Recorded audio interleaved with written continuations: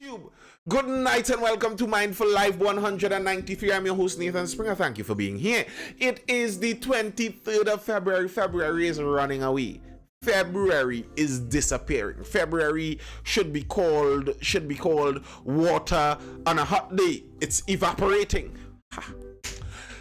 It's Thursday, and on Thursday we do the Thursday talks where we join in. You could jump inside of the live over there on TikTok and get into the talk about discussing whatever topics we want to raise. There aren't any specific topics tonight. We're raising the topics that people find pertinent inside of the chat. So what are we talking about right now? We're talking about the fact that the people's favorite daughter of the soil, Nicki Minaj, returned, and apparently she recorded another video using the ghetto aesthetic as a background, and some people they don't like it. Remember, we have no electricity according to her. Sitgo says. Trini Mike says, someone direct me to where I can find this video. Someone said it was on Facebook. Saw it on Facebook. Yeah, someone said it was on Facebook. Like, I could agree with what people are saying. I could agree with what people are saying where, if you're an outsider to Trinidad and Tobago, it seems a bit pained when you come back and all you show of the country are the less fortunate areas, the least fortunate areas. That seems a bit pained. But then I could understand from her point of view, if you're coming to Trinidad, it's not like you necessarily want to just show a regular suburban community. You could find a regular suburban community anywhere in the United States also. You probably want something that is more unique to Trinidad. And such kind of ghettos may be something with that more unique feel. Nathan, what you think about the Real Trinidad, a reality series where Trinidadian TikTokers lock on an estate in one house for 1 month? Is that a real series? Like, I'm really out of it. I don't know. I didn't even know that was a real series. I'm convinced Trinis will criticize everything she do. To that effect, I can never remember any international Trini that people didn't fight down.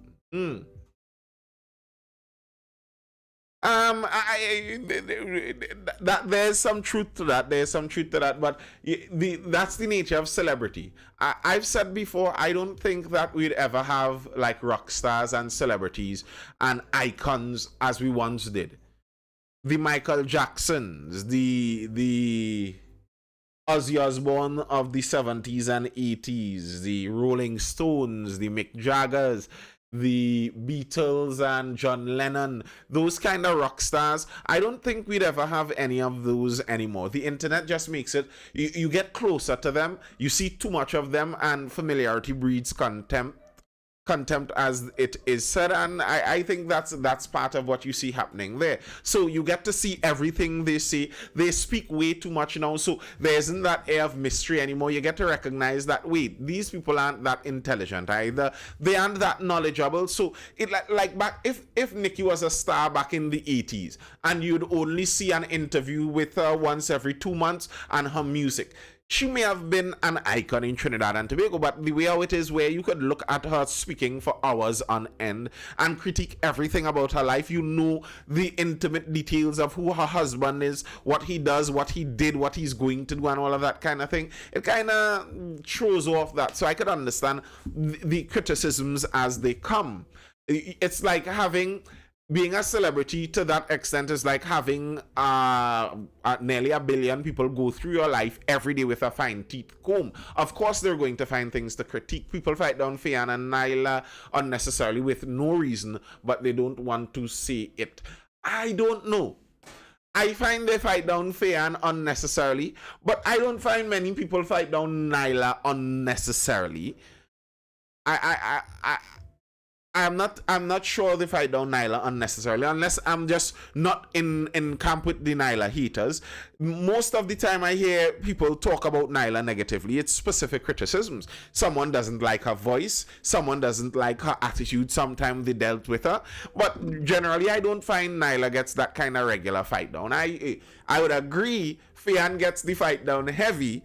Fian gets that fight down heavy, and I find it's unnecessary sometimes. Like, some people seem like they're upset that a man and his wife are close. Like, Isn't that what everyone talks about? Hashtag goals, to be close to your spouse. Well, they're close. Happy for them. Great for them. I'm tired of her using us for negativity. She not trying to trash us, Reeves says. She wants to be accepted by us as a country. Positive Radiation says, similar to Royal Palm Estate and Westwood Park. Look how Nikki have you all spiraling, Nico says. I know the reason. Dark skin. What reason for what? Dark skin come out where Trinidadians can't be pleased. Music is not ruled by democracy. Like, to me, I don't know. I didn't see that video in specific, but I don't really have a problem with getting the ghetto aesthetic. I understand that's what she's looking for.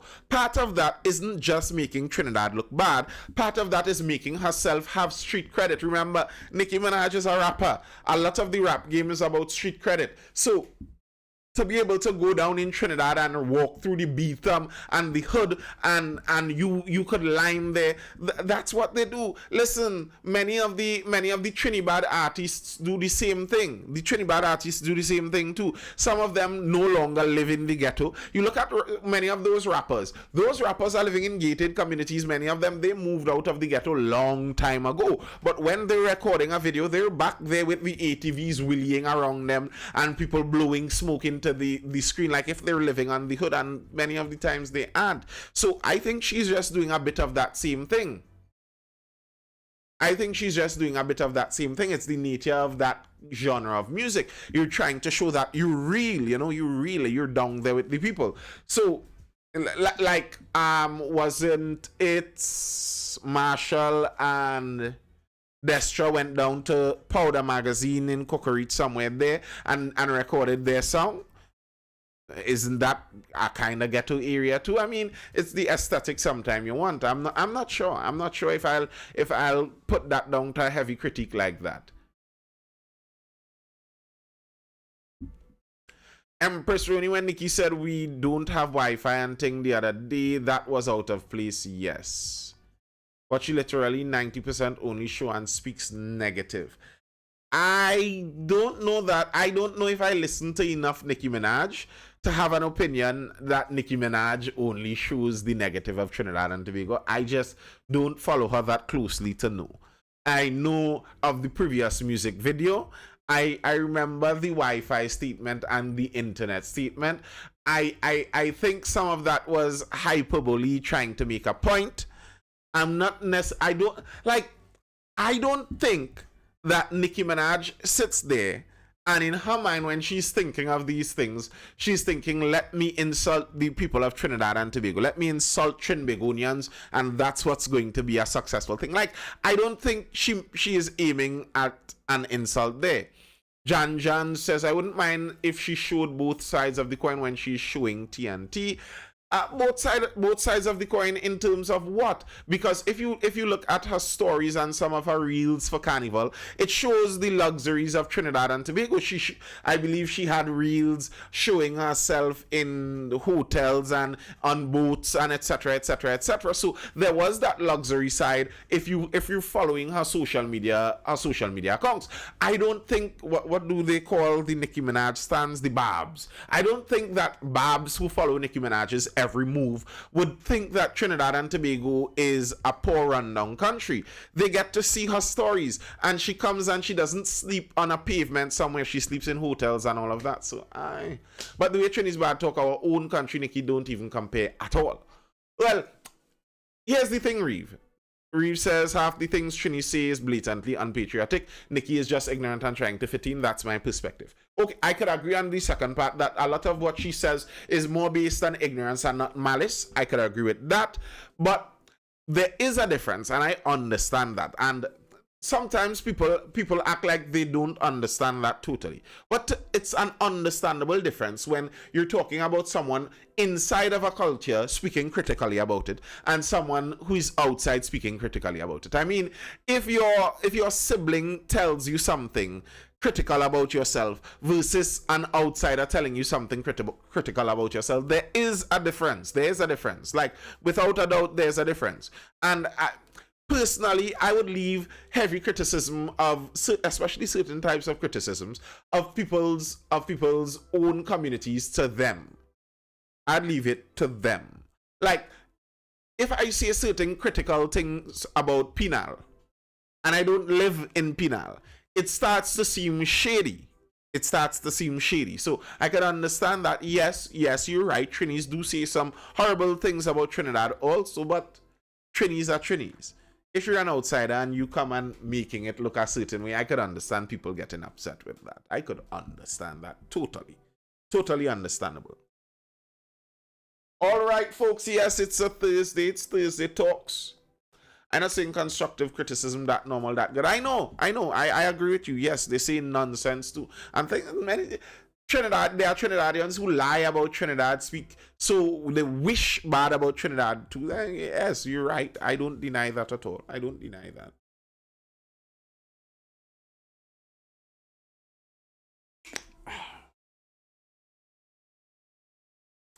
Yeah, what's on your mind, folks? What's on your mind on this lovely Thursday evening? I saw a news story out of Jamaica. A Rastafarian got caught with weed. What about the music on the road for this carnival? John, we spoke quite a bit about that yesterday, but I have no problem speaking about it. Again, it's Thursday, so, it's Thursday Talks. We can talk on a Thursday. Nathan, Google how much people in TNT have AIDS according to Nicki Minaj. I don't doubt that. I don't doubt that. I said it already. I don't doubt that she has made quite a few gaffes. And I think some of that is attempting to look hard, attempting to look real, and trying to fit in. Olatunji was played so much on the road. Is that the real road match? I have no idea. There's no real way for you to stand on one spot on the road and miss that. That's okay, Jan. There's no real way for you to be in one spot on the road and really know which one was the road match. But I think if I don't find it suspicious that Hardfet won. When I saw the general pulse of Trinidadians and how they were viewing the music for the season, I do not find it remotely surprising that Hardfet won. I could see how Come Home was a close contender. I could see that. I said this last night. Personally, Come Home wasn't my favored one. I found it to be a little too pop-y for my liking. It sounded like you could remove the soca beat, put a pop beat, and Ariana Grande or Demi Lovato or any one of those could have sung that song. It didn't sound very soca-ish, in my opinion. But Hardfet doesn't seem like a strange winner to me. Reeve says now when people go to hear what actual Trinis have to say about the country, there's majorly no difference in terms of negative opinions. I don't doubt that, Reeve. I don't doubt that. But before crossing the stage, Ola was played so much. I don't know. There have been accusations about all kind of mafias and thing in that for years, but I don't know. I really don't. And I find road match to be such a strange thing anyway. Who decides which song plays while you're crossing the stage? It's not like it's a vote of all the masqueraders. When you hear road match, you could think like, it's what all the masqueraders liked the most. But that's not necessarily it. It's not like the masqueraders put up a vote. Okay, we're voting for this song. No, it's not like that. Isn't it the DJs who would decide what is played, and the DJs basically would be told at least to some extent about what they're playing by the band. So it's people speak about the soca mafia like it's some grand underhanded thing, while it's kind of obvious where there are limited number of people who decide which songs get played the most. So yes, there's a mafia to some extent, or at least an oligarchy. Probably not a mafia, a soca oligarchy. Not always the band can decide which song to cross with. How often does that happen? Often. Things calm here in Tobago for the while. And things always calm in Tobago, RL, and things always calm. That's why I like Tobago. I like my style. It seems like it's always calm over there. I enjoy myself there. Like, you, to me, and I don't mean anything particularly cruel about this. I understand someone recently lost their life on the streets in Tobago, on the road in Tobago. Condolences to him and his family. But I find like there shouldn't even be reason to speed in Tobago. There shouldn't even be reason to speed in Tobago. Why are you speeding? If you're in Tobago, you should be doing the speed limit. Who wants to speed in Tobago? Like, why? 60 is good. When I play Mass, even I hate the song Crossing the Stage is such a vibe I going, even if I hate the songs Crossing the Stage. But I understand that this is not the experience with every band. Yeah. I don't think that's a majority experience. I think that might in fact be in the minority. Where, so in the long run, it would be, to some extent, just a few people deciding which songs play the most while crossing. So, a mafia, yes, to some extent, yeah. But yeah, I find like I don't even have the need or the desire to cross the speed limit in Tobago. I don't think I've ever broken the speed limit driving in Tobago, you know. It's just chill. It's just chill. Even on the cliffside. I'm not sure what you mean by that. But yeah, it's just, you know, relaxed. On Saturday nights does be hell in Crown Point. Always felt like crazy. Crown Point. Felt like crazy where? In Crown Point, where has felt like crazy on a Saturday night? And I mean, yeah, there would be the liming spots, but still, I've seen Tobago nightlife. Even the nightlife in Tobago isn't as hectic as Trinidad. It don't even have enough road to speed going to Speyside. The Tobago Avenue. I mean, I'm sure Crown Point has its own way of pumping, but let's not get ahead of ourselves. Crown Point isn't an avenue. No, it is. You know, I remember, was it the Minister of Tourism was talking about the works that they wanted to do on the avenue and some upgrades to that, and I could see that making sense. You RL says you ain't coming a while, serious thing, come and see how it does be on a weekend. Okay, that's an invite. They go to even have a nightclub. Eroni says, Jaron BC, do you think how women dress for carnival affect how they are viewed by men? Wow, Jaron. You come out with the deep questions one time. I like it though, I like it though.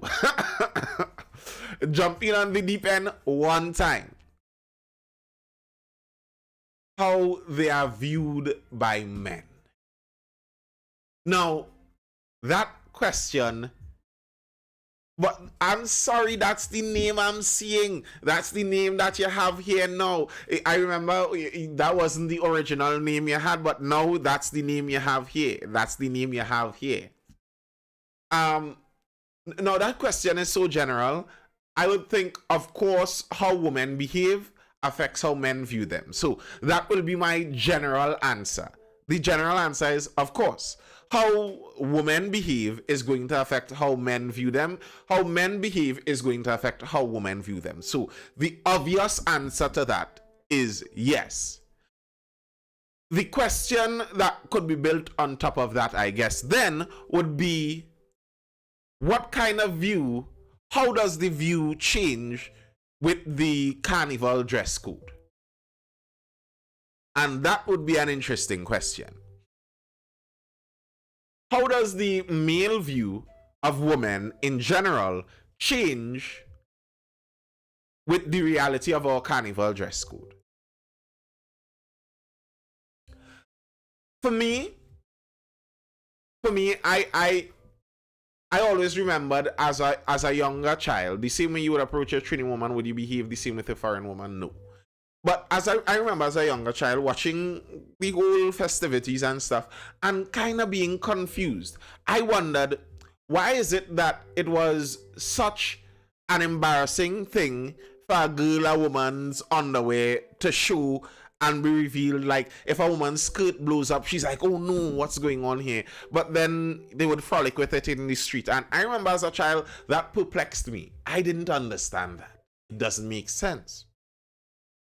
Like, why are you hiding it and then showing it? What's the difference? And I think it's some dissonance there. There is some dissonance there in that we look at these things as if we're two different people looking at two way different things. So that's the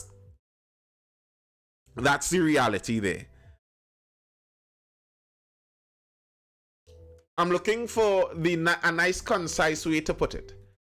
Young Springer, always mindful. Thank you. But yeah, here's where I'm stumbling at. It's not that because I saw some behavior for carnival on the internet, boy oh boy. Here's what I'm stumbling at. It's not that I am afraid of being not politically correct. There's a hand in the back, lol.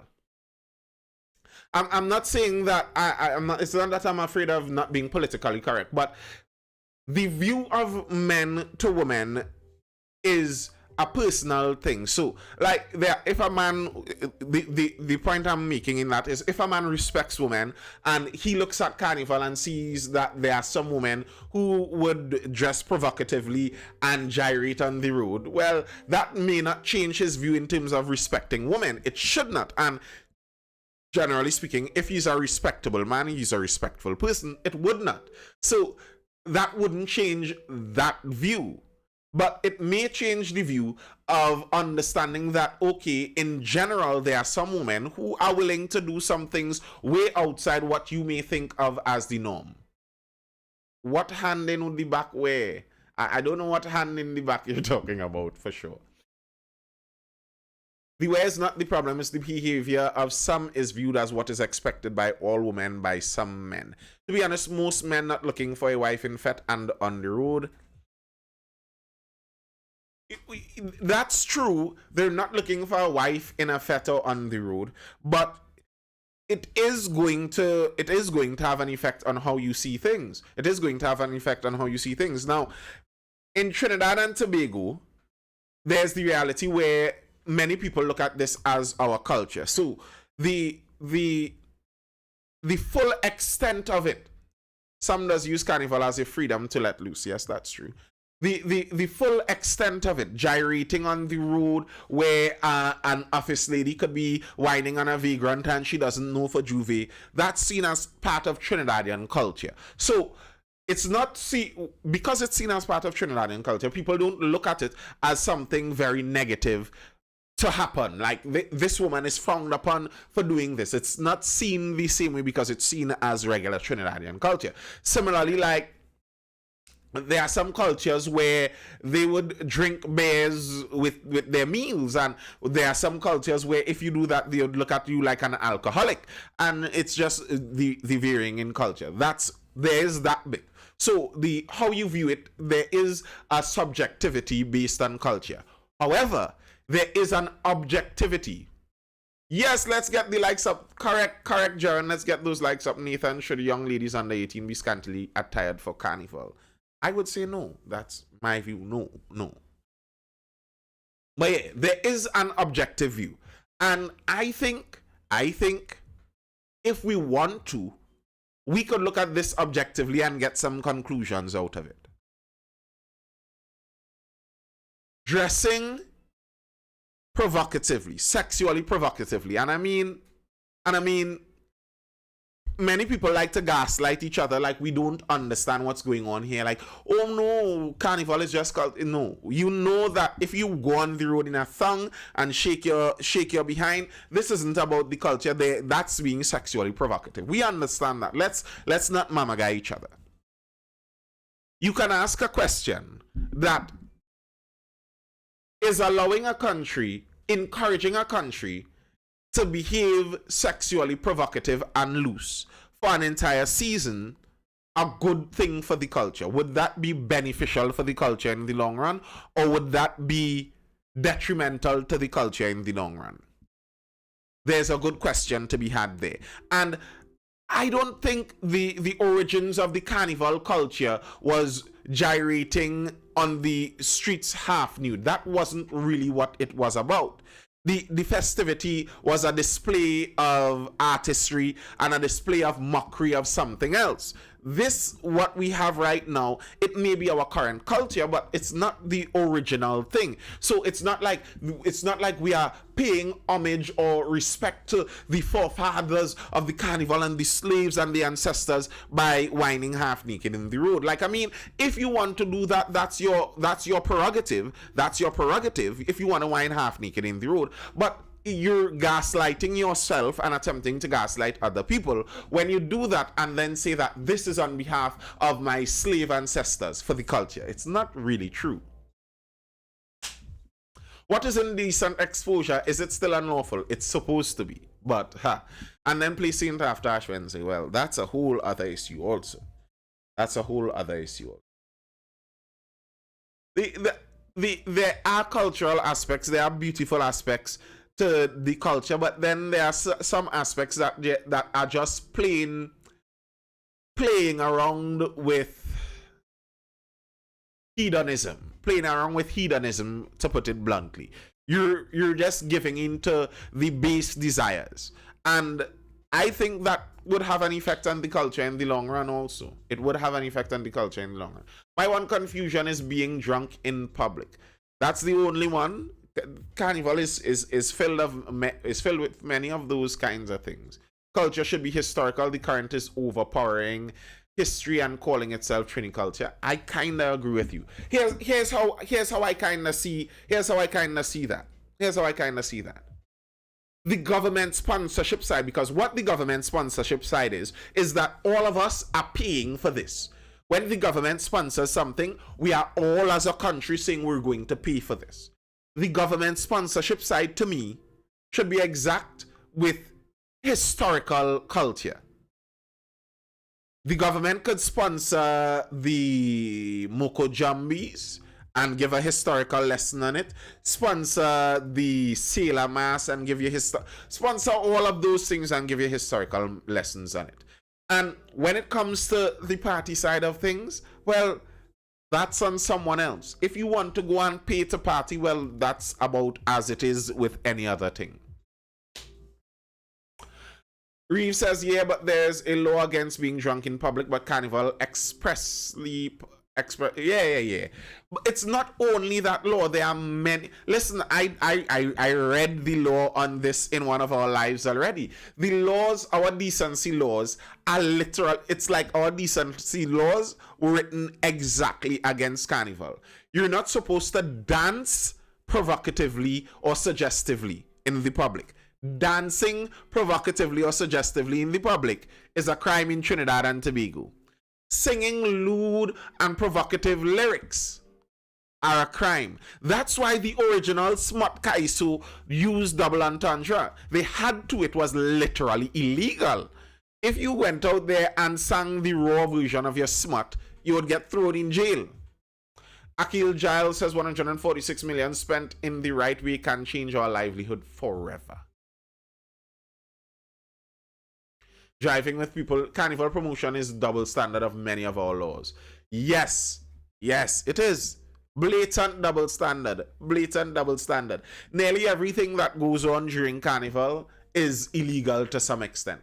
And when you do that, to me, when you do something like that, you create a permissive atmosphere. A legally permissive atmosphere. That's what Carnival does. It gives that permissive atmosphere to the country. So, if you create that culture, it shouldn't be surprising that the culture perpetuates.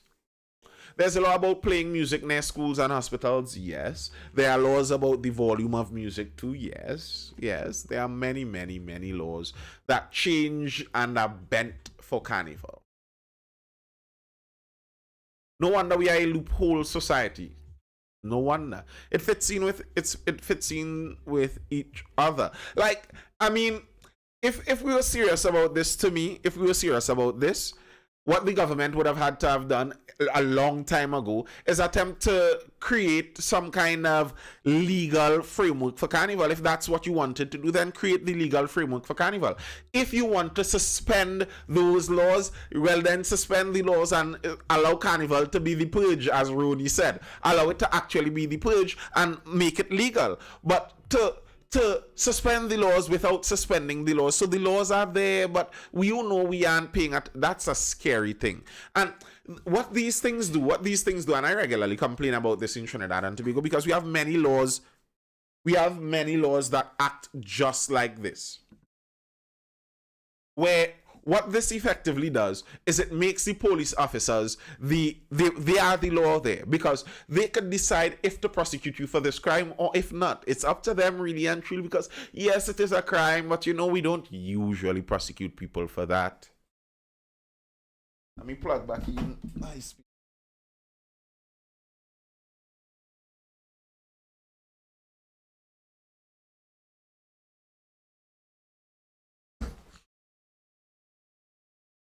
And like we saw that problem lawlessness is encouraged. Why give a charge to someone dancing on an officer and not a ticket?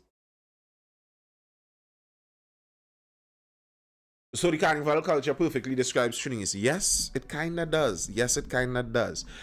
It's like why we colonial old rule now. Police is the lord of whatever they survey. Huh. The laws we struggled with putting into place the speed limit laws. And that's part of the reason. Because in Trinidad and Tobago, it's understood that these laws are more suggestions. So 80 kilometers per hour was the speed limit for years. No one cared. No one paid attention. So much so that when the government decided to start to be serious about prosecuting and holding to the speed limit, we recognize, oh no, this speed limit doesn't make sense. This speed limit doesn't make sense in our country. We have to adjust it. That's the extent we weren't even paying attention to the law with. And there are many laws like that in Trinidad and Tobago. They're on the books and no one pays attention to that. Cameloin had to enforce too. Well, that's the thing. Camel laws, that's a ridiculous law. We should not have a law against camel. I find that ridiculous. There is a law against impersonating an officer, and you should arrest someone if they attempt to impersonate an officer. Someone wearing a white and pink camo in a tank top is not trying to impersonate an officer.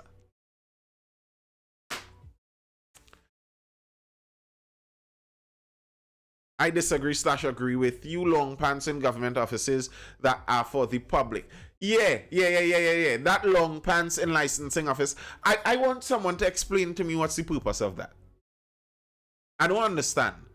I see sometimes when you look at some of those, the posts on it, people come in and they're like, Trinidad is too lawless of a society. Just obey the laws. And this is the problem I have. I have a problem with these people. And it could sound hypocritical, but here's what I'm saying. I have a problem with these just obey the law people. Because these just obey the law people in Trinidad and Tobago, they don't run out for carnival. They don't run out for carnival and get angry and say just obey the law and lock up all the people that are dancing lewdly. They are disobeying our morality laws in Trinidad. And no, they don't run out for carnival and do that. But all of a sudden, your king boot kisser for the government talking about obey the law because someone had a hole in their pants and they couldn't get business done that we are paying the government to do. It's a hot country. Provide accommodation for the public in these offices, FedEx and UPS. It's ridiculous.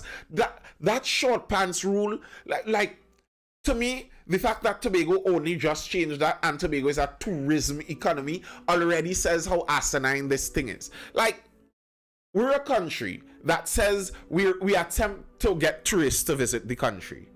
If I go to a tropical island for a tourist visit, why would I be wearing long pants? What is this long pants fascination?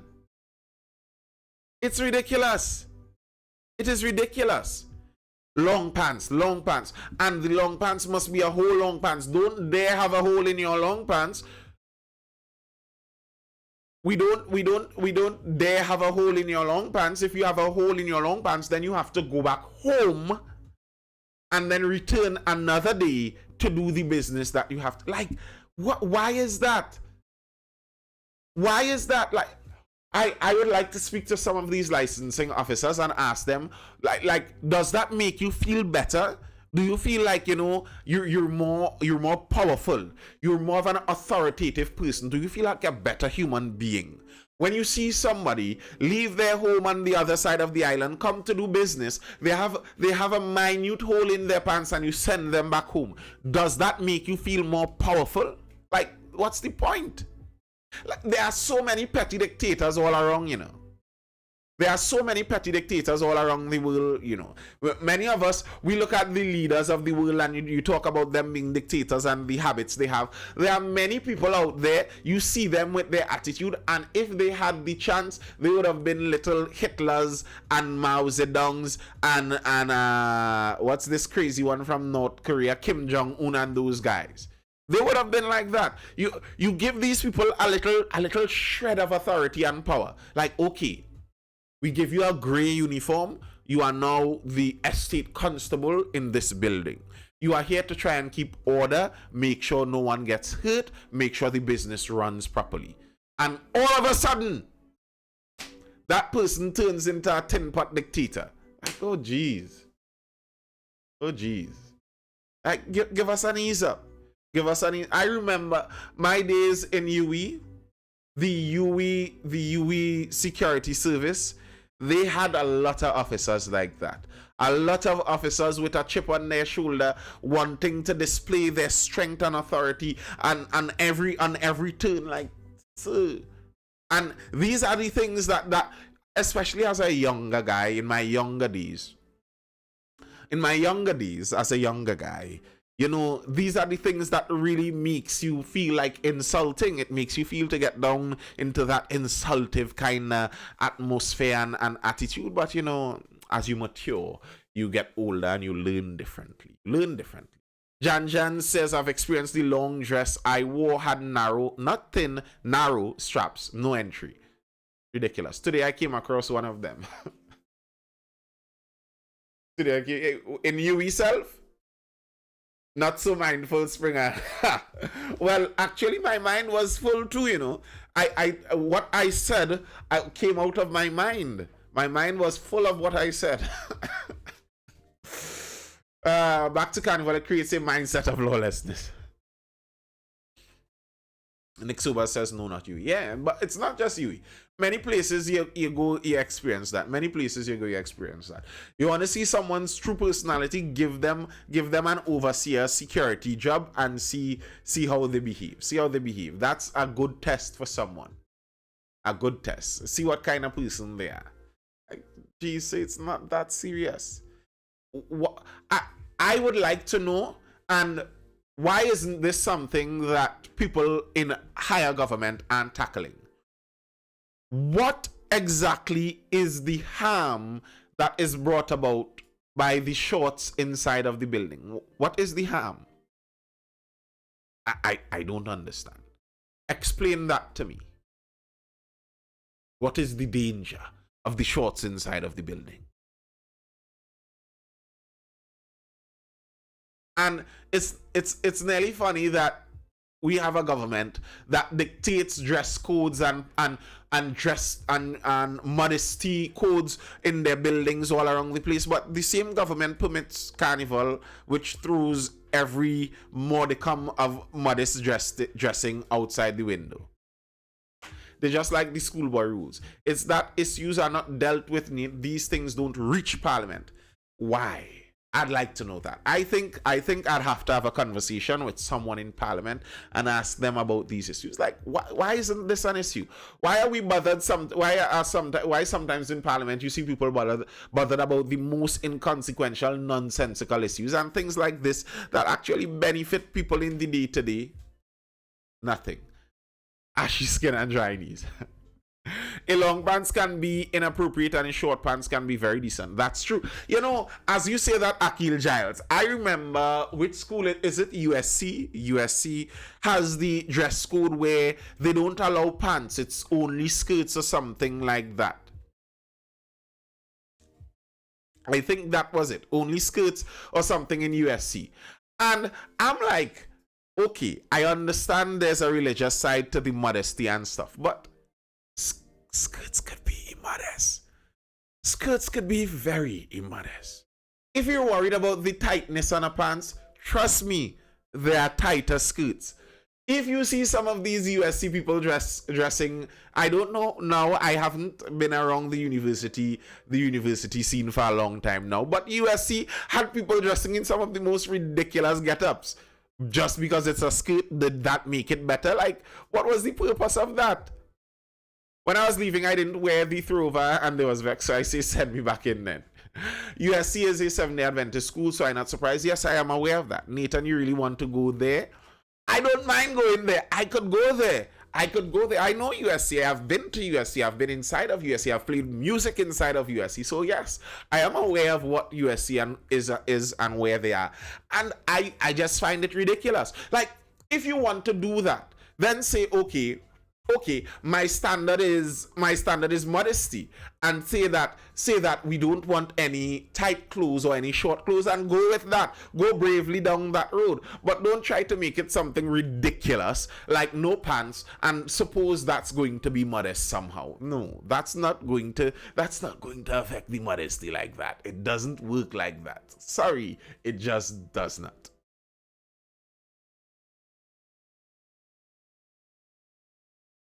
I used to play music there, and the skirts I wore, because I didn't own much skirts, so it was short and tight. Sure, Ronnie, the reason your skirts were short and tight was because you didn't own much skirts, Ronnie. Of course, I understand, and I believe you, Ronnie.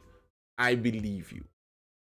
You wore the short, tight skirts because you just did not have much skirts. That was the only reason, of course. Yes, it was old skirts. Yes. It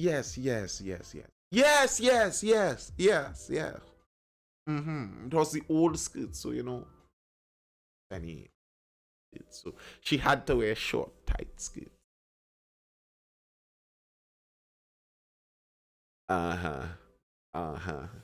Sure. A statement I always remember. A statement I always remember from school days. Sitting with a friend of mine, a friend group, the guys sitting there. And I can't remember the incident that happened. I think there was some other girls in the school for some other reason or something like that. And a girl is fixing her clothes, and you know how they raise up their skirt to pull the shirt down underneath the skirt, and she threw up the skirt high and pulling the shirt down underneath her skirt, and a whole bench load of guys are sitting right there. A bench load of boys also sitting right there. She is standing right in front of us fixing herself like that. And a friend of mine turned and looked at the rest of us, watched us square in our face, and was like, them gal and them know what they're doing. And that statement has always stuck with me. Them gal and them know what they're doing. So sometimes you look at certain outfits and certain poses and certain get-ups, and you're like, wow, how did that happen? And that statement, let that statement stick with you. Them gal and them know what they're doing. They know what they're doing. Some of them, they know very well what they're doing. It looks like that because it's supposed to look like that. Use what you have to get what you want. Are you generalizing, woman? Listen, I didn't say that statement. I'm talking about a 15-year-old boy from several years ago. Not many, but quite a few years ago, a 15-year-old boy said that. So it's not me generalizing, woman. I'm saying a statement that was told to me many years ago. If there is some truth in the statement, you may be able to garner some truth from that statement and carry it with you in your life and use the statement as such. I'm just putting it out there. You could take with it what you want. Yeah, but you said it here, which means you agree with it. No.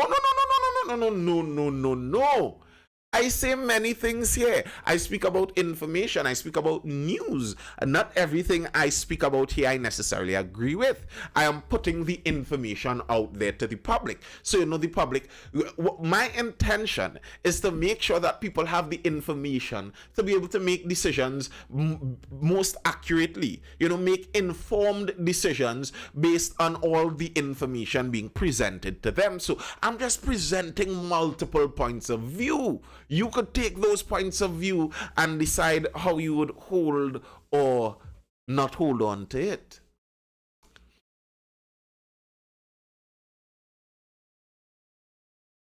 You decide what you do with that information.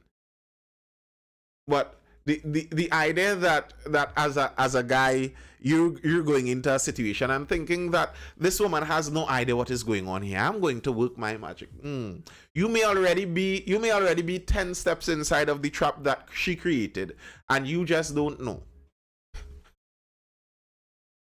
Yes folks, it is Thursday Talks.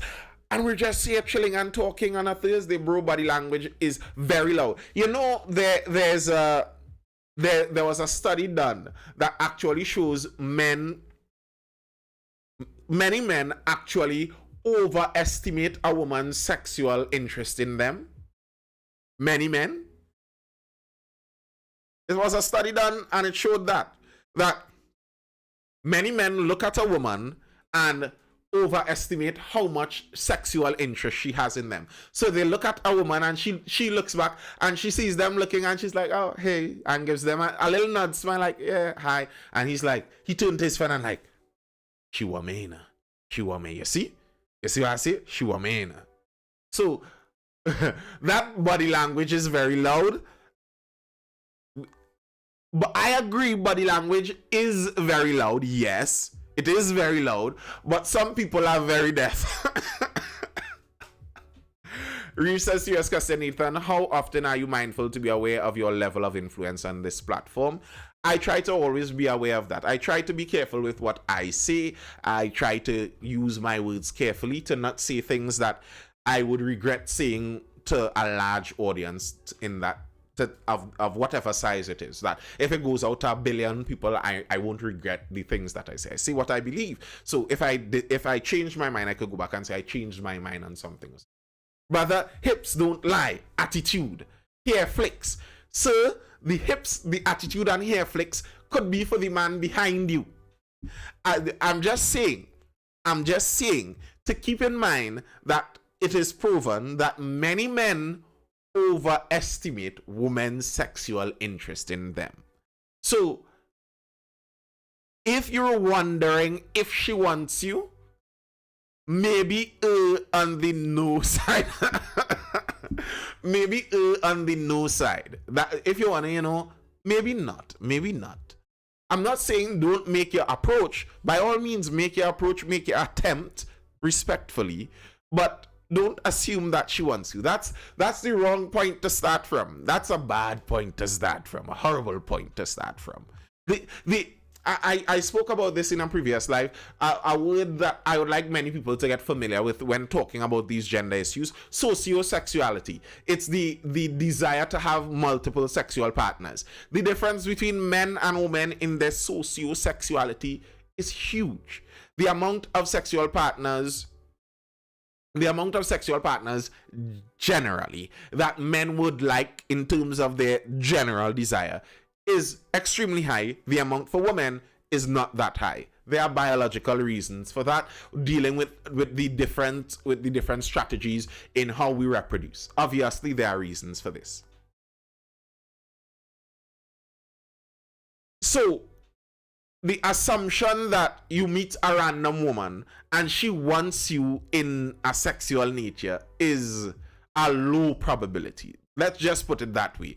That woman could be married to the man of her dreams, and tonight she doesn't even want him in a sexual nature. So, be reasonable in your assumptions. She trying to get your attention and you willfully walk away. Now, I'm not saying to walk away. I'm just saying to understand before you approach. I'm just saying to understand before you approach that you need to know where your assumptions lie. You need to know where your assumptions lie. If you assume that this isn't some kind of thing that has to lead further and you just approach on that level, very likely you would get a friendly reaction. Very likely. So there's that. Married people really need friends? Well, I can't speak for all married people. I don't need any new friends personally. I'm a married person and I don't really need any new friends. Okay, pillow. Okay. Bro, everything is harassment. No, everything is not harassment. And I think that is the disservice that some of the online discourse has done to the public, where we have seen the pendulum swing to the extreme on different sides, where yes, there are some men who do harass, they do go overboard, and like as a man, there's no need to attempt to defend the men who do that. If you don't like that, then yeah, there are men who do that. I agree, I have seen it. There are men who go way overboard, men who cross barriers and boundaries they are not supposed to cross. I agree, totally. Way too many men do that. Agreed. But then there are some people who use the power of the accusation to get their own way. And here's a controversial thing. Women are more manipulative than men. Who wants to fight me on that argument? Women are more manipulative than men. I would say because they have to be. Men have the physical go-to. Men have physical violence as a go-to. They have that as a go-to. Women don't. So women need to be able to maneuver the world understanding that I don't have my fists to pull out as a final answer to my problem in this situation. I need to figure out how to do this all out of my mind. I need to manipulate the situations around me to work this out. It's not necessarily always a bad thing, but it's a factual thing. Women are more manipulative. And being that they are more manipulative, having the ability, the power of accusations, some portion of women, being that women are more manipulative, there would be some percentage of women who are psychopaths or sociopaths or narcissists or some one of those cruel things, and that portion of women will attempt to use the power in accusations to manipulate scenarios into their own way. It has happened numerous times. To pretend like something like that cannot happen is to put your head in the sand. And that makes things so much more difficult, because now when accusations come out, you cannot automatically come to the aid of the accuser and look to protect them wholeheartedly from this monster. No. Now accusation comes out and you have to question the accusation to some level. And if the person is being truthful, questioning accusations of that nature would always be painful. It would always be difficult. That is a fact. But the reality is, you must understand there will be some proportion of manipulative people that have and will use accusations like that for their own selfish benefit. So there is that difficulty now. Need went from believe all to question all. Yeah, it kind of did go from that. The Amber Heard trial shook up a lot of the population in a lot of the wider population in dealing with these issues, because it's like, if a man who was so popular, who was so loved, so wealthy, so known all around the world, he could still have, as it were, his life ruined from shaky accusations at best. You could see, what chance does a regular man have? The reality is that the vast majority of women are not psychopaths out there. The vast majority of women are not looking to ruin your entire life like that. And You know, just how men tell women about when there are abusive situations. When there are abusive situations, men tell men tell women about selecting their partners wisely. You know, look out for the abusers, because if you are in the situation, it's harder to escape. Similarly, for men, you got to look out for the manipulators. You have to look out for those. Yeah, yeah, it's real hot and spicy in the beginning, but it's going to end hot and spicy too. Just bear that in mind. Two changes, one slim, two none. If Amber Heard was a Caribbean woman, she wouldn't have won all the court cases. That's why the hashtag believe woman was so dumb. Yes, it was dumb. I agree. It was an unwise thing. It's the I find that's kind of human nature so often, where we go to extremes. We go to extremes where, yeah, for years people like Harvey Weinstein, and I saw Harvey Weinstein just got another 16-year sentence. Yay for that. Where for years people like him were carrying on with impunity. Nothing was happening to them. People weren't taking the women seriously. The few women who did come out, they weren't being taken seriously. So now when this is coming out, the statement now is that you should believe women when they make these accusations. Because the idea is if the first woman who may have made an accusation against Harvey Weinstein in the 80s, if that woman was believed, then the dozens of women who suffered through the 80s, 90s, 2000s, 2010s, they wouldn't have had to suffer if the first woman was believed. And you could understand that. You could understand that. You could understand why a statement like that would sound appealing. Believe women. If you believe women, you now save other women. It was closely linked with Me Too, and that's the idea behind Me Too. Yeah, that happened to you. Yeah, Me Too. And instead of creating another Me Too, if you believe the first woman, you wouldn't have the need for another Me Too. I understand that. I understand that. But again, it's the balance. It's not one extreme or the other. You don't discredit all women in the face of powerful men, but neither do you believe all women, because then you make the women the powerful ones, and now you have to protect the men from the women. Positive Radiation says Caribbean women are super brilliant. When they done plead their cases, you innocent, and I'm feeling sorry. Kevon says, I think believe all children is a safe policy. Believe all women, not the same. I still think believe all children isn't even a safe policy. Bro, I'm a teacher. I've been teaching and I've taught all age groups. There are some children at 5 years old will marvel you at their sociopathic ability to lie. Especially some of those raised in what you might call the ghettos. I have taught some less fortunate children. And again, this is anecdotal, but something I noticed, especially in those young girls. Some of those young girls in some of those communities, 5 years old, and she's spinning a story for you, and you're like, no way she's making this up. Not to find out this little girl is lying. And she is like a pro at it. She's like a pro. That's a dangerous thing. You don't believe all children either. I believe what is proven. That seems safe to me. Yeah, that is safe.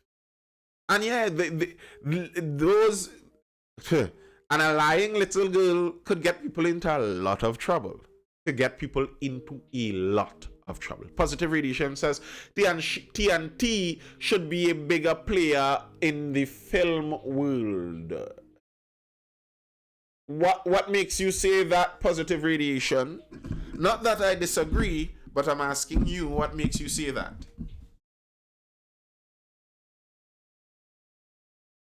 Everybody. But,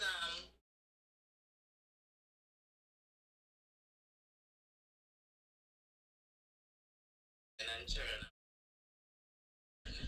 I have a serious problem with rape.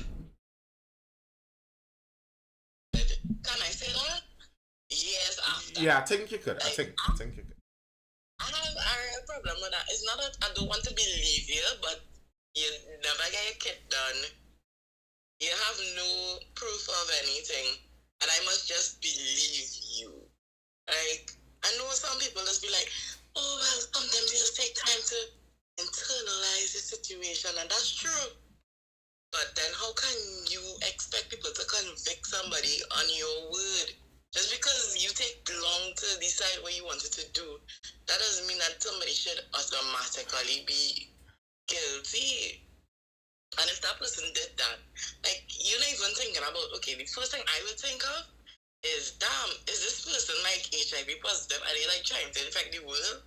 I go in for a kit one time, I go into the police station and the doctors just give you like antiviral medication or whatever. So you're not even thinking about yourself in that regard. And then you have to think about, like, is this person doing this to other people? Right? So The thing is, somebody else from there. I am a firm believer in multiple things being true at once. I could see and believe you that you didn't do it one time for a myriad of reasons. The person intimidated you. You weren't even sure what happened. You were still trying to process it in your mind. You were afraid that people would blame you. I could believe that.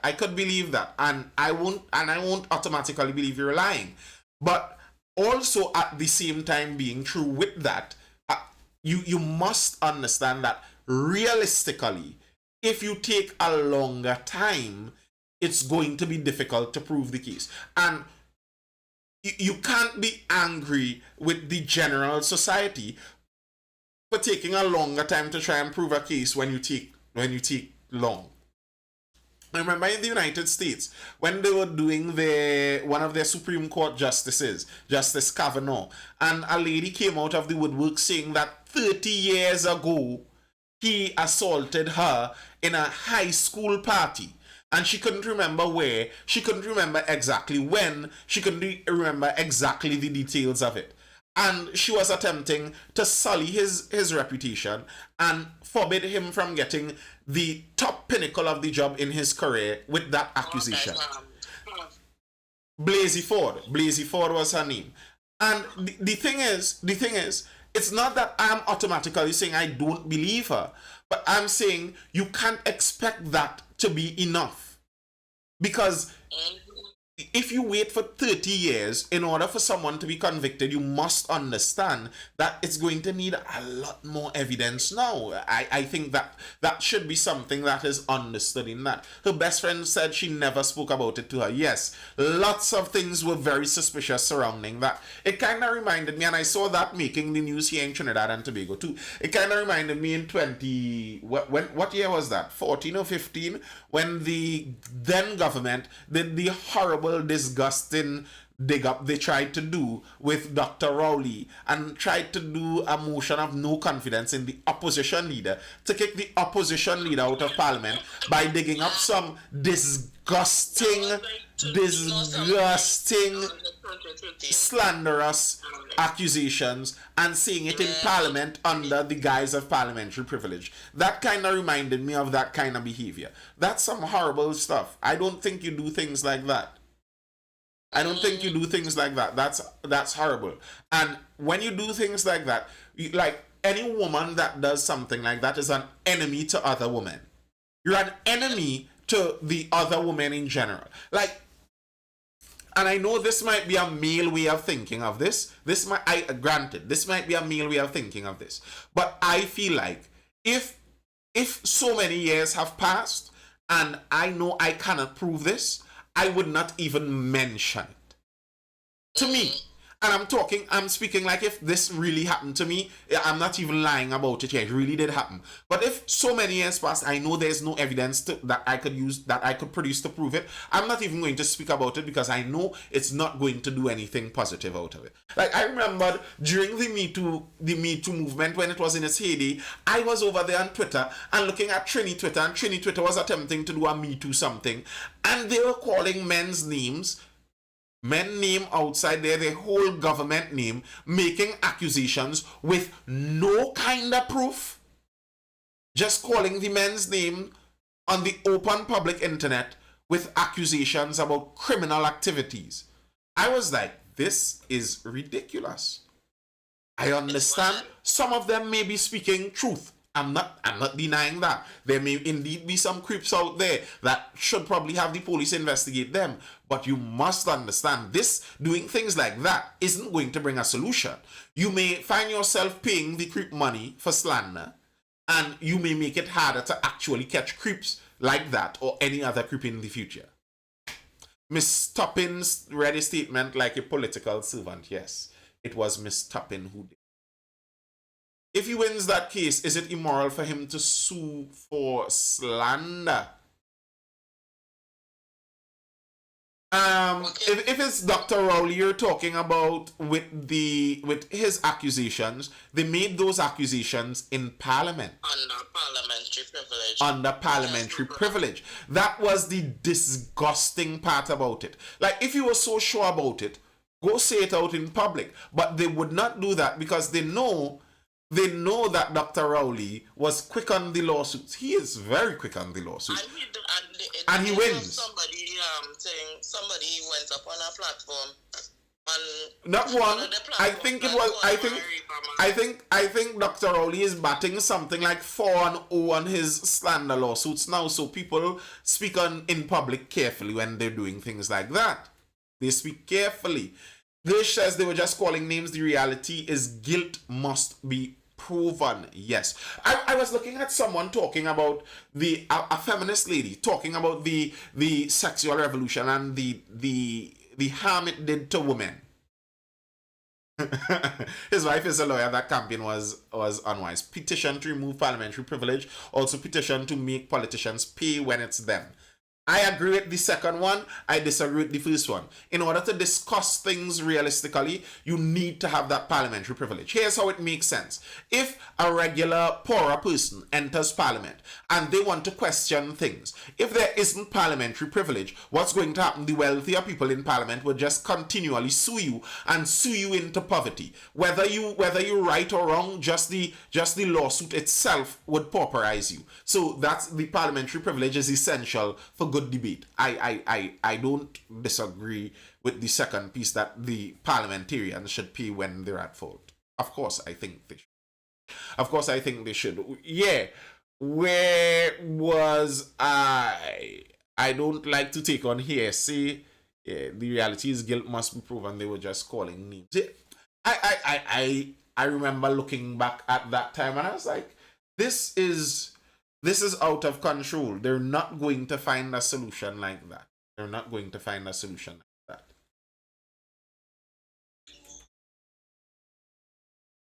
Right. And the next thing, believe all children. I'm sorry. Okay, so by law, if a child comes to you as a teacher, a nurse, or anybody in quote unquote authority and said that they had been abused, molested, or whatever, you have to believe them. No. You have to report it. You don't have to believe them. You have to report it. Something to the police if I don't believe it. That's now. For them to investigate it. For them, and I kind of agree with that law. Personally, I agree with that law. I like that. I don't have a problem with reporting. Of course, reporting is good. It helps. It could help if it's true. But as you see, it's some of the children that lie like crazy. Yep. I will not forget, nor would I forgive this young lady in my second year class that said that my father interfered with she. And my father was in Tobago. And we was in Trinidad. I would not forget that. We had to go police station over that.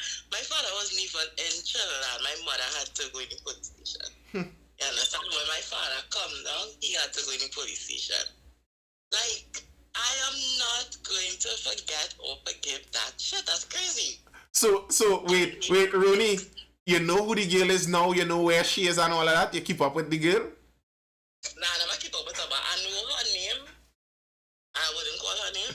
Nah, But don't do that. Don't do that. if I hear she name, I would know who she is. But she ended up leaving the school because like that spread. It was a fairly small school, and the news went around real fast. Because I teach privately, if I encounter a lying little girl, I will never teach her. I will never teach her. That's just too risky. And that's the thing. That's the problem that men talk about. I saw someone said that about reputation. Reputation is a kind of strange thing. One of those accusations could be enough to take you down. One, only one. And the accusation is broadcasted out there, and then the truth comes whispering after, and the accusation went viral. 200,000 people heard it, and the truth was a post that only 50 people saw and 2 people like. So that's some scary stuff. That's stuff to stay clear from. That like that's why that Twitter thing in Trinidad and Tobago that upset me so much. It upset me so much because when looking at it and the calling of names, and then you're looking at it and some may be real, but then you're seeing in there's the side where exes may have just fallen out with their ex. And that's something I was looking at the discussion. That's what I was going to raise a while back. A feminist podcaster and writer who was speaking about the negatives of the sexual revolution. That was a point she was making, where because of the term I use, sociosexuality, the desire to have multiple partners. If a woman goes out and has a one night stand, the chance that she wakes up in the morning and regrets it is higher than the man's. That's just biological. Now, if she wakes up and regrets it, should that be discounted because consent was already given? Or is that something that we should be considering? What are you going to consider? Or what you should And consider? here's the thing. In some universities now, what they're doing to attempt to get around these kind of problems, because what they're recognizing is you have a hunter and the hunted. The hunter wants to catch the hunted. The hunted wants to be caught by certain hunters. But no hunted wants to feel, well, not no hunted, but usually you don't want to feel like, you're just a pass off. You're a quick meal. So these people are hunting, the men are hunting for the women, and when they catch them and they go on to the next one, the woman feels used. So in trying to police these things in universities, now they're trying to get consent to be very clear. We're trying to be very clear with consent. We have to sign a document to make this clear that what is going to happen and what is going to happen and what is going to happen.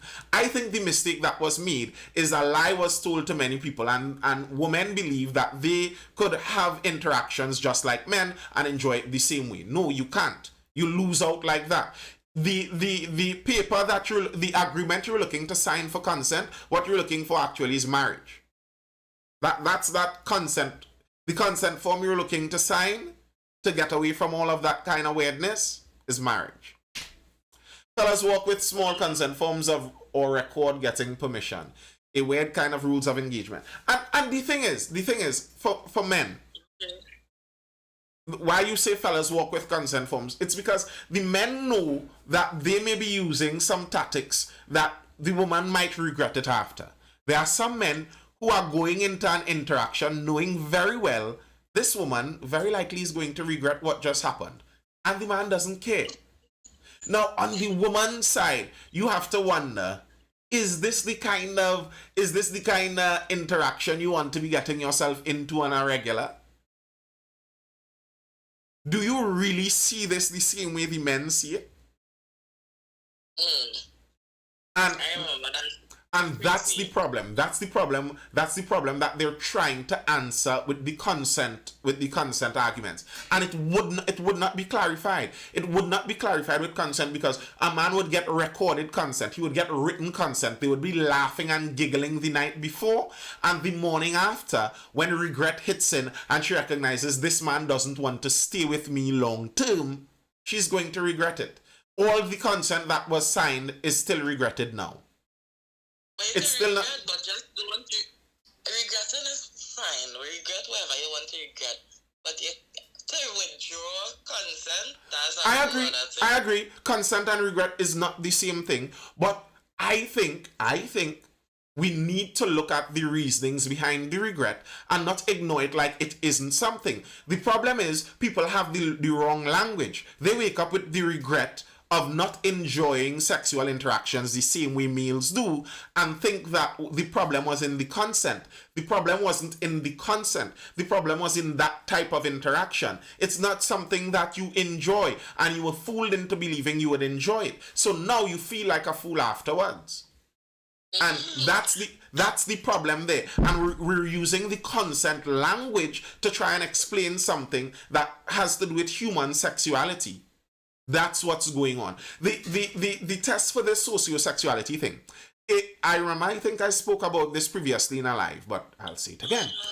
It's an easy test to perform. Look for what is the limiting factor in universities. Universities are the best testing ground for it. If you look at a university that has fewer men and many women, what that means is the men are the limiting factor. Many women have to struggle to get fewer men. What that means is the dating strategy goes to the side of the men. The men get to select which dating strategy works because they are the limiting factor. And in universities where there are many women and fewer men, you get many polygamous relationships. You find polyamory, vice versa. In a university where there are many men and fewer women, you find monogamous relationships. Because there, the women are the limiting factors. Women have to be chasing away men. They are the limiting factors. They get to choose their dating strategy. And when women get to select the dating strategy for the dating pool, they select monogamy. At least serial monogamy. At least. But monogamy. Repeat that last part. You say when I have more women, is it? That's what you say? When there are more women than men, the men are the limiting factor. The men are the good with limited demand, with high demand and low supply. And therefore the men get to employ their dating strategy and you find polyamory. However, in a case where there are fewer women and many men, you tend to get monogamy. Okay, cool. I got that. More women tends to be the case. Yes, that does tend to be the case. And that's why many college campuses tend to be so promiscuous. Because as a female on a college campus with so many other females, if you want to get that top guy on the college campus, you understand that he wow, I go to quote Duke there, and I say, let me behave myself and not get raucous and out of hand. But some of you who might be familiar with the Duke quotes of late, you might know which quote I'm talking about. The top guy in the university campus, he might be like Duke, tired.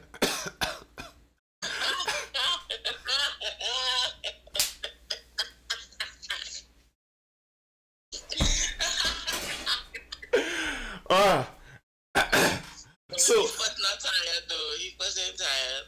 So because of that, you'd have to select the strategy that he wants. If you want him, you have to select the strategy that he wants. If he has all of this being thrown at him, you can't go to him and say, well, you can only get me if you're being monogamous. He'll be like, okay, well, I don't want you. I'll have 50 others.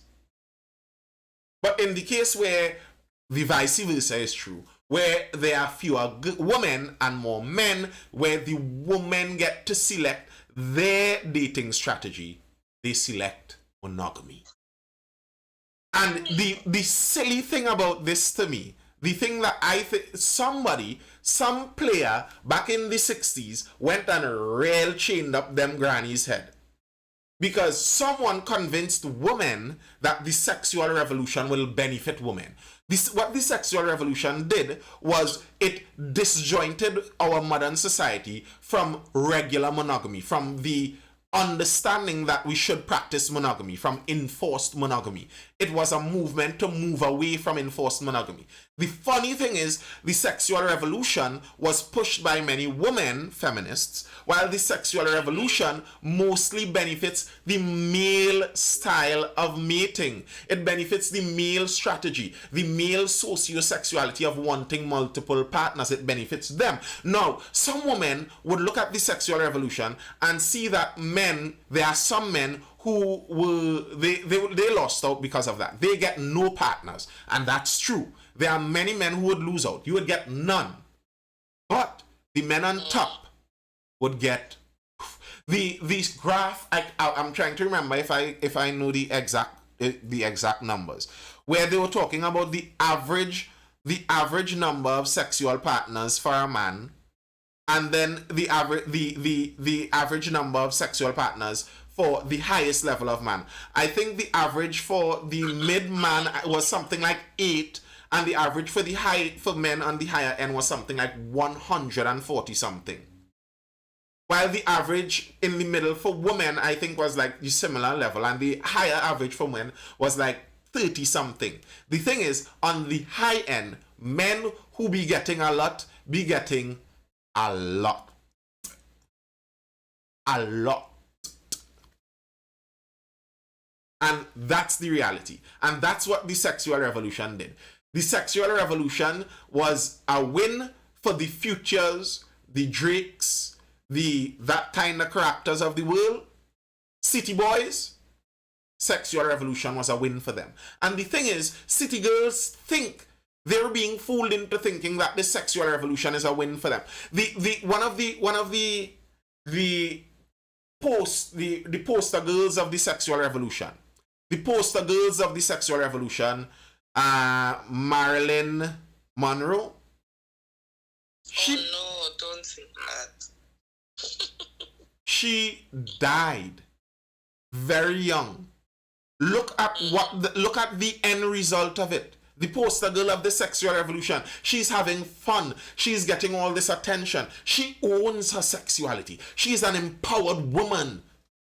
Okay. How long did she live? She was misled though. She was what? Misled. Well, that's the... Here's the thing, Roni. That's the entire point of the sexual revolution. That's exactly what I'm claiming. Marilyn Monroe, she was the first centerfold of Playboy. She and Hugh Hefner basically were born, I think, in the same year. And when he started Playboy, he used her as a centerfold. He didn't get her permission to use her as a centerfold. You know how he got her as a centerfold? She took that picture previously when she was poorer, and she was empowered, so she could do what she wants with her body. She took the picture, the photographer owned the picture, he went and bought the picture for cheap money from the photographer. She became the first centerfold of the Playboy magazine and earned not a cent for it. She died young. Hugh Hefner lived to his 90s. When he died recently, do you know where Hugh Hefner was buried? In the same mausoleum next to Marilyn Monroe. The woman that he stole her picture for and used as his first centerfold, he never met her. He was more of a creep towards her. He is buried next to her. That is the legacy of the sexual revolution. No, you are not empowered. No, you do not own your sexuality like that. You can't use your sexuality for benefit across the entirety of the world and expect that nothing is going to come of it. You are going to be abused with it. Of course, abuse is going to come out of it. Of course, they're going to use you and abuse you. It's what happens. And there has never been a successful sexual revolutionary story like that. There has never been one, because there isn't one. That revolution is a curse. I don't know. I think Lori up there. Lori is how old? I don't know. Lori's like 20. How old is Lori? Lori ain't even crossed 30 yet. You can't call that a success story when you ain't even reached 30 yet. You don't know what she's going to be. Yeah, and this is the lie that some people get.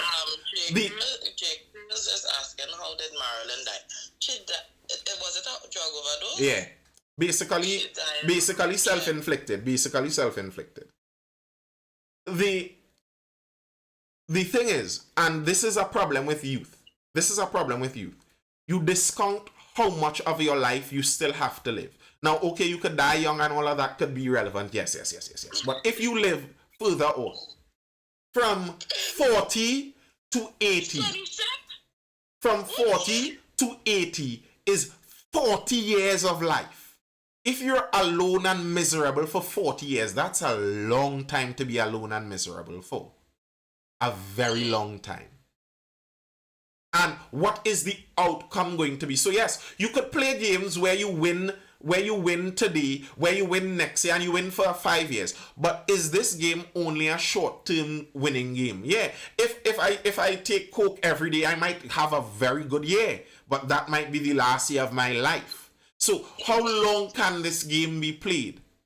Yeah, she's winning now. She seems pretty fine now. Yeah, she does seem pretty fine now. But what is going to be the ultimate outcome of that game? You see, I have a problem. I have a problem when I look at stories in modern day. I regularly talk about this with people who would be willing to listen. I have a lot to say.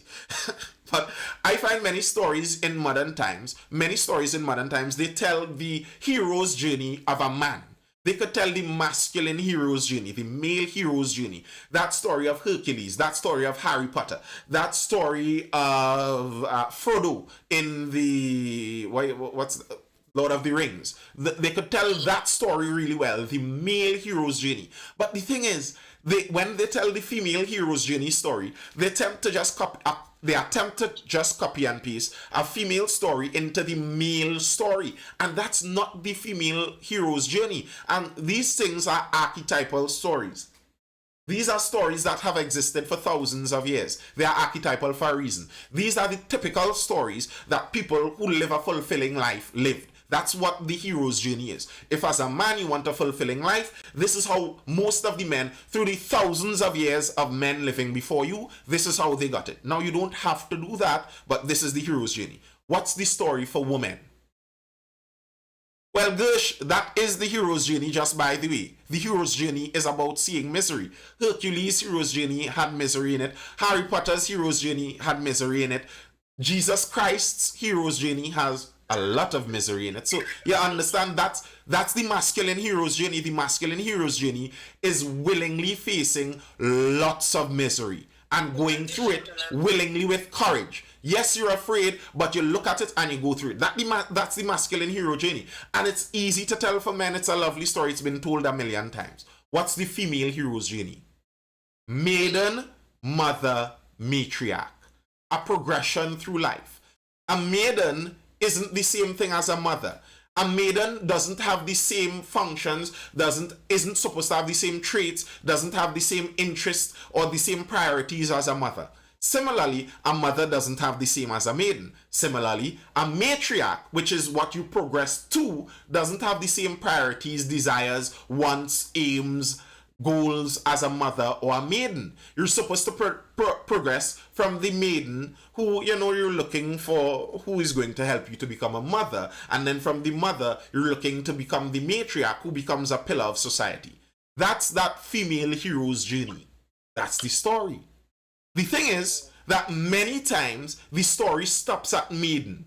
I think since the 60s with the sexual revolution, where they attempted to make women believe that they could live just like men, they stalled many women in the maiden stage. Many women seem like they have no interest in exiting maiden. I am a maiden, I'll never be mother and matriarch. Some mothers still live like maidens, if you're understanding figuratively the language I'm using. And I think that's a lot of the problem in modern times. Many women are aging and attempting to stick with the maiden phase. I want to look like a 22-year-old maiden for the rest of my life. Because that's where you get the most sexual attraction. That's where you get the most male attention. And many people wouldn't say it's about male attention. But if you want to look like a 22-year-old woman, that just so happens to be the age that gets the most male attention. So it's kind of very suspicious that you're attempting to look like a 22-year-old woman who gets the most male attention, but you're not doing it for male attention at all. It's like you're rubbing yourself in meat and going in the lion's cage where they like to eat meat, but you're not doing that to get lions to follow you. No, no, no, no, no. I'm not doing it for that. Okay, sure. I believe you. Sure. But I think that's a lot of the problem there. Many women are stuck at maiden, floundering on how to go to the other stages of mother and matriarch. That's my belief. But Nathan, then we had to go back to this study where you was talking about the sociosexual. Yeah, sociosexuality. Right. And we live in a society where the males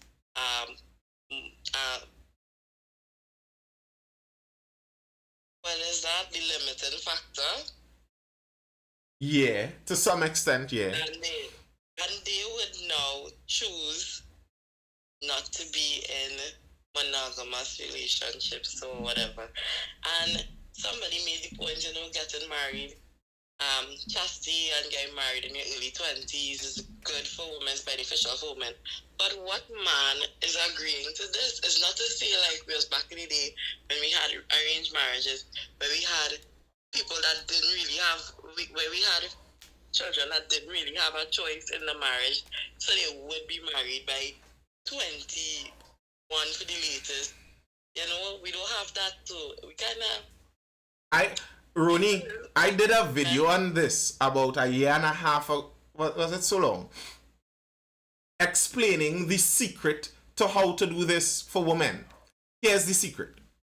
All men of all ages are most attracted to 22-year-olds.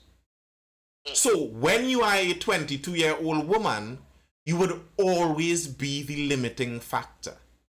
Yes, there could be way less men in the society than women. There could be actual 10 to 1. That 10 to 1 number is ridiculous. Anybody that tells you there are 10 to 1 women in Trinidad, they're on crack. 2 to 1 is an extremely high number. 2 to 1 means that if there are 50 men, there are 100 women. If there are 500,000 men, there are 1 million women. That's not true. There aren't 500,000 extra women in Trinidad. No. The number is barely different. But yes, there's a difference. But even though there's a difference, at a certain age, women are attracting all men. At a certain age, you're the secret. You are the limiting factor. The problem is that many women are told now to use that phase to enjoy yourself, go through your whole phase, learn yourself, experience the world. And when they say experience the world, they mean, all right, experience the world, You don't even know yourself at 20. You don't know yourself at 22. Wait. Experience the world. Get your education first. And then, when you are no longer the limiting factor in your 30s, then you go out there looking for the limiting factor men. You're understanding the problems there. And now people are surprised, thinking back, why mommy get married at 20? Why did that happen? Because they were smart. They figured out some of these things thousands of years ago. We undid what they figured out and trying to re-figure it out now. It's much more difficult for you to find a suitor as a woman in your 30s. Believe that or not. I know that sounds like the internet red pill manosphere kind of talk, but that part of it is factual. If you're looking for a husband, I'm not talking about looking for a man. And that's where some people get mistaken. If you're looking for a man, you could find a man at any age. Probably 50-year-old women could still not find it that difficult to find a man. But if you're looking for someone to take you as a wife, and progress through that maiden to mother, mother to matriarch kind of phase, there's a best time to do this. Now, the difficulty with that on women, I understand why it's such a difficult conversation, because it feels like you're telling women, what am I talking about? Kevin Jones is many different things. Kevin Jones, many different things. The thing with women, why this is a difficult conversation, and I totally understand, is it could seem hopeless. It could seem like Okay, so if I'm talking to a 33-year-old woman now, what do I tell her? It's kind of heartless to say, well, you should have get married at 22. Well, she can't do that now, can she? And that's first up. Before I deal with that, first up, that's why I think it's such a cruel, evil thing when we see some older women in particular, the bitter older women bleeding bitterness onto the younger generation. You know that you're at 35 and struggling to find someone to spend the rest of your life with. And you know you regretted spending all that time in school and in career. You know that's not really and truly what gave you the fulfilling feeling. And you would go and tell the 18-year-old girl to do the same thing I did. Because look at me, I'm driving my own Elantra in my 6-inch heels. Look how good I look. Well, are you being honest in your advice there? Are you really being honest? That's one side. On the other side, it's understanding that talking about statistical realities, talking about the probability of things happening, isn't the same as talking about individuals. For example, by and large, black people, Afrikaners, human Afrikaners, the Afros among us, have more quick twitch muscles, meaning, generally speaking, they're quicker runners, they're faster, they're higher jumpers. The dunk competition in the NBA was won by a white boy this year, a short white man, in fact. A short white man. He's not black. He doesn't have the genetic benefit of the quick twitch muscles, yet still he won. So, with that being understood, if you are past the ideal age for such, it's not saying that it is hopeless. It's just a lesson of the reality that there are certain times where things are easier than other times, but it doesn't change the fact that you could still find possibly what you're looking for. You might just have to tweak what exactly you're looking for. Have a little realism in your looking now. He must be a Viking. I don't know. He is Mac something. So that sounds Irish to me. His name is it McCluskey or something like that? Mac McCluskey or something. So he's sounds like an Irish name. That song either Scottish or Irish. Yeah. But even in what you're saying, Nathan, at the age of 22, right? So you're 22, you can get any man you want, whatever. That doesn't mean that the man is going to marry you. That's true. Right? That's very true. Because when I was 22, I had a little boy. I was like, oh, I love this boy. Da-da-da-da. And you know, and a girl is single. I don't disagree. I don't disagree. You're right. You are right. It's not a foolproof thing that you're going to surely think. But just so you know, it shows proof that when you were 22, you surely had somebody. But that's why women especially should be very careful about how you date.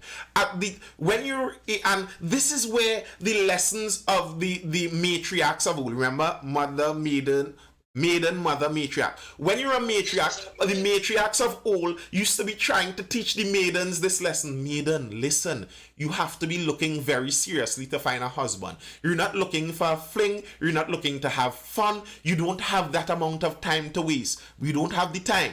And that's what the matriarchs did. But many of the maidens tell the matriarch, they showed them a finger. So and so you go from here. We live in our life now. We have life to live. You don't live your life. Because you wanted to get tied on in your 20s. Don't mean I wanted to get tied on with 5 children in my 20s. And I want to live a different life out here. Okay. Well, there are consequences to that. And that's why also, Roni, talking on what you said there, that was the purpose of arranged marriage back in the days. The whole you go and find them yourself has a lot of risk to it. If daddy found them for you, the link, sure, because daddy done make that link since you was 6. To all you was 6, daddy went and meet neighbor George and they done sign that off. They already agree how much cow and goat had to exchange, and they done book. You don't even have to worry. Babes, don't worry about that. Your future book. I don't mind arranged marriage. I wish my parents had arranged my marriage. Like, yo, I ought to be married now. I'm sure it would have had some sort of benefit to it, like, probably they would have come together and buy a piece of land for we. So when we get married, we just have to build a house and whatever. You understand? Ah, sigh. We call that abuse.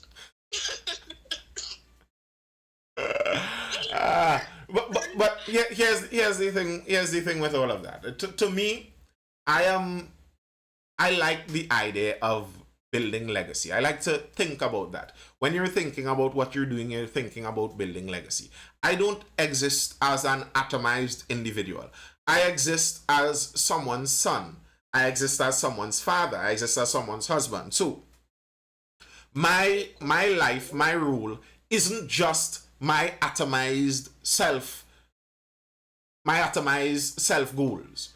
So okay, yes, I may not get certain things perfect. I may not be able to do certain things. I missed this opportunity. I didn't catch that opportunity.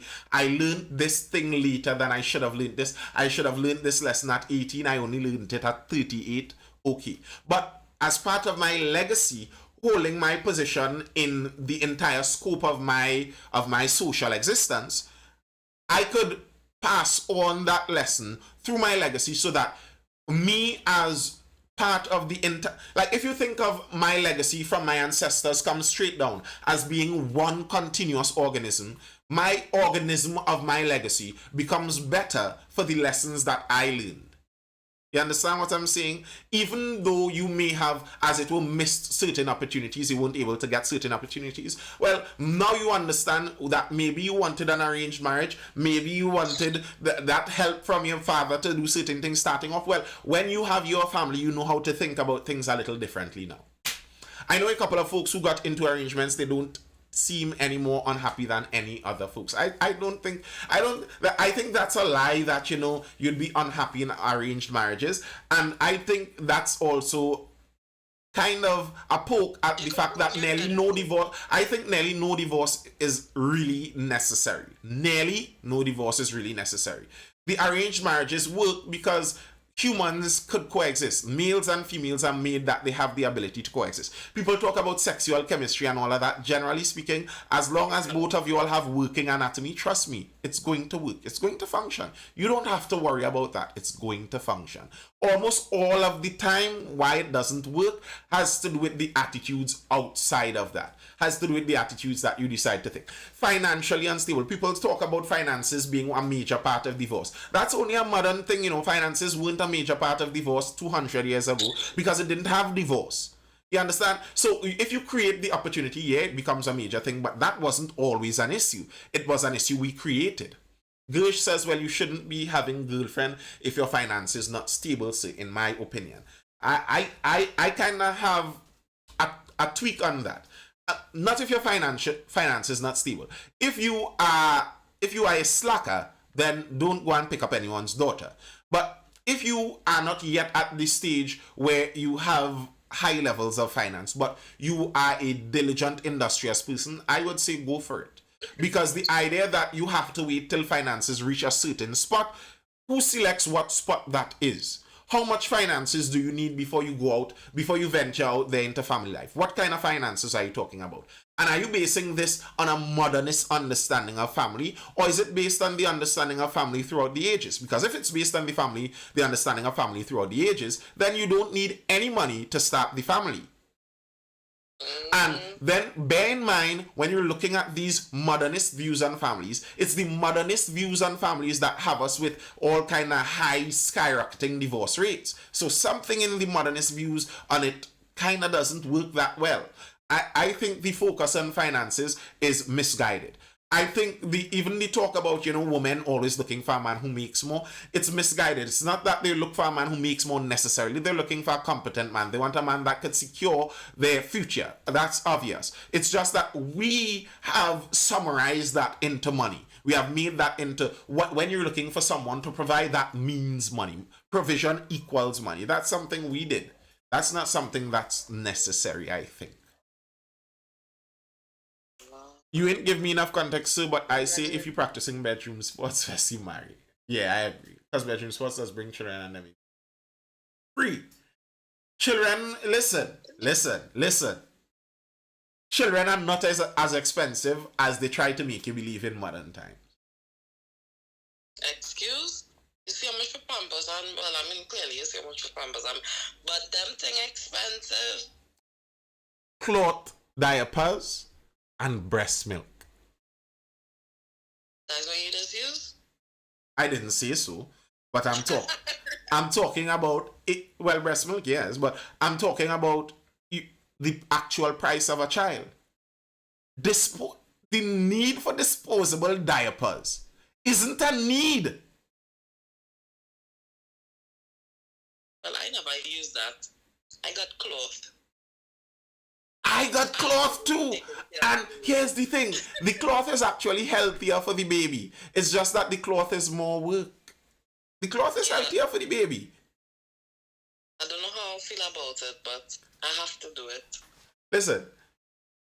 Breast milk, cloth.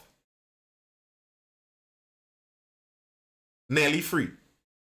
When it's time to eat, if you feed your baby the healthy stuff, no sell it cheap. It's because you want to go and buy Gerbers with their freshly pureed whatever they have in their little bottle. That's why it's expensive. Go and plant sweet potato and boil your sweet potato. Go and plant pumpkin and boil it. Listen, it's not actually that expensive. It really is not. I'm talking in the literal sense of it. What is expensive is the expectations we have. We have expectations that we want to make sure the child is well decked out. They must have a onesie. We must have the stroller with the car seat that could clip in. You know, the car seat fits in the stroller and all that. Those are some of the things that make it expensive. But the reality of the actual baby itself is not expensive. I will maintain that. I'm going down with that. Yes, you can come up in the chat and say what you want to say. No, I don't disagree with you because you know how I feel. Like if I have a child, I prefer to be a mom home, and those things help cheapen the cost of having a child. Jan, I know that's true. And not all women provide the necessary volume of breast milk. That's true. Here's something I wonder about with that though. I find that problem became so much more prevalent when formula came around. What happened to mothers before there was formula so readily available? What happened if mothers weren't producing enough milk? Did the babies all die? I don't think that's a historical fact. Or is it that I would tell you, being in that phase of life now, I would tell you that many women do not try all the steps. They try and give up. I'm not knocking women for making your choice, but I'm just saying a factual thing. If you're thinking about parenting in the future, many women, they don't listen to all the advice. They don't continually try. They tried 2 times and give up and said they couldn't. They didn't go and find the Vervine like the nurse told them to go and find. They aren't drinking enough water. There are many reasons. Like, let me put it this way.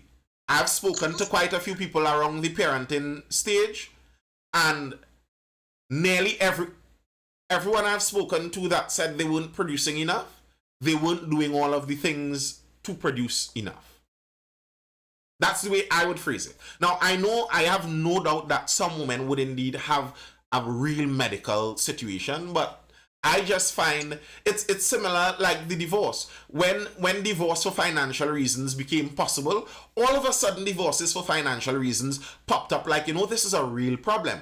When there were alternatives to breast milk, real alternatives to breast milk readily available, all of a sudden it pops up that so many people cannot do this, they're just incapable of doing this. When gluten-free diets become popular, all of a sudden people are allergic to gluten. Where were all these gluten allergies when we were eating hard wheat out in the middle of the wilderness? Where was it with the ancestors? Where did this gluten allergy come up? How is it all of a sudden popping up when gluten-free things are available? I mean, I don't discount people's truth and facts, but I just find the timing of certain things to be questionable. Well, there must be something in the water. Maybe. All right. I know, Gush, I know you wanted to come up. I purposefully didn't lay up because I was looking to dive out. No, don't do him that. It's a low move, Gush. I know it's a low move. I saw you down there and I ignored you because I was looking to dive out. I just have to be upfront with that and honest. I'm sorry. I'm sorry. Peanut allergies as well can be prevented by introducing peanuts. Listen, Gush. I was reading a study on this. Let me see if I can remember it. Where they started, I think it was a longitudinal study over a serious long length of time, where they looked at a doctor who began recommending that pregnant mothers, not eat peanuts because if your baby is already allergic to peanuts and you're eating peanuts, it could affect them inside the womb. So there were some doctors who were recommending that mothers don't eat peanuts to make sure they give the baby the maximum protection. And since the doctors began recommending that the mothers don't eat peanuts, what would you know? The amount of babies born with peanut allergies skyrocketed. You see, a lot of things in humans, I'll leave another word with you. So, you all could go and learn up. The words of the night are sociosexuality. You could go and learn that. And anti-fragile, however you want to pronounce that. Many things in humans are anti-fragile, especially children. Meaning that the more fragile you treat them, the more fragile they become. The rougher you treat it, the stronger it becomes. Obviously with limitations. So like your muscles need to be put under stress, under hard work to grow. They're anti-fragile. Children are similar to that. Lots of the strengths and benefits that children get in their upbringing comes from some level of difficulty. All right. Let me dive out, people. That is why unplanned children are more healthy than planned children. Very true. Planned children, they're taking all kind of things. My cousin was a planned baby, and that girl allergic to almost everything. That girl can't see nothing. That girl in a mess. Don't do your cousin that. Don't do your cousin that. Don't do the cousin that. Don't do the cousin that. But that is actually true, eh? And not only unplanned, but it's not only that it's unplanned, but the fact also is that the vast majority of unplanned children come to very young people. And the more of the planned children come to older people. There is a health difference in baby making that I wish we could have been much more honest with. That is blatantly, obviously true in the science side of things. Where, listen, it could get so weird to modern culture that, and understand the context I'm saying this in, a 16-year-old girl may more healthily make and bounce back from a child than a 32-year-old woman.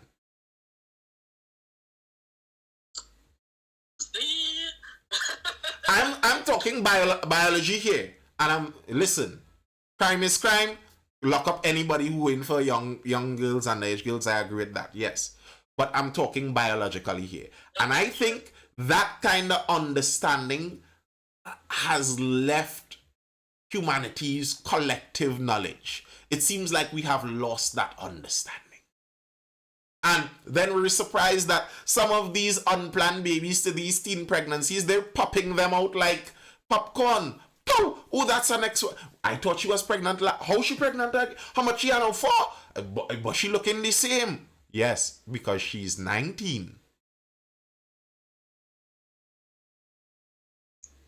Yeah, and also, I think youth in parenting makes for more careless parents, which to an extent is a good thing. Parents in their 40s might be too careful and raise too fragile of a child. Something about the youthful parents, they know they could make an X3. They have many more where that came from. They aren't too worried. They're a little more reckless and careless in the parenting. That's just factual. They're more careless in the parenting. And that, I think, also raises up a more hardy child. I will wager that a son, especially males, a male born to parents in their early 20s versus a male born to parents in their 40s, the athleticism in that child, in both of those children, you will see a stark difference. I will wager that. All right, people. I have to dive out. I thank you all for jumping in. Biologically, a 16 and 32-year-old woman share the same biology, female human beings. Kaliman co-op over there on Instagram. I'm not sure if you understand what biology means there. No. They don't actually share the same biology. No, they don't. Alright, I hope all of you are educated, informed, or entertained. This has been the Mindful Live on a Thursday. I will see you guys for the next Mindful Live, the last one for the week, which is going to be on Friday, tomorrow. And I will see you guys then around that 9:30 p.m. point. See you. Tune in. Hope you're educated, informed, or entertained, as I said, and I will see you guys then. Hold it down. Stay safe. Peace out, people. Laters. Peace.